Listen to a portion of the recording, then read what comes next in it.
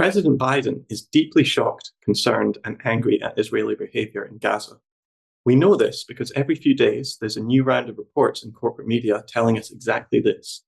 Biden is apparently outraged by Israeli missile strikes that kill civilians, has privately warned that his administration's patience is wearing thin, ordered Netanyahu to do everything in his power to protect civilians, and even branded Netanyahu an a-hole in a sign of his supposed increasing tensions between the two leaders.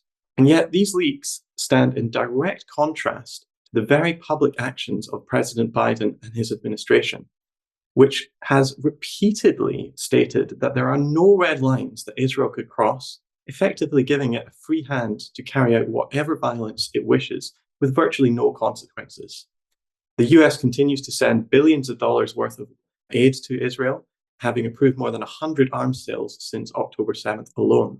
It has also gone out of its way to protect Israel diplomatically and push its agenda, including vetoing Palestinian statehood at the UN.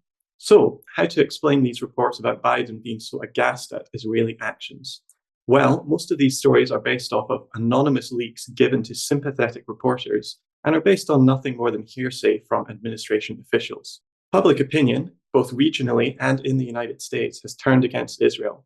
Only 3% of Arabs think America's role has been a positive one, while a majority of Democratic voters now believe that Israel's actions constitute genocide, and Biden is supporting it to the hilt.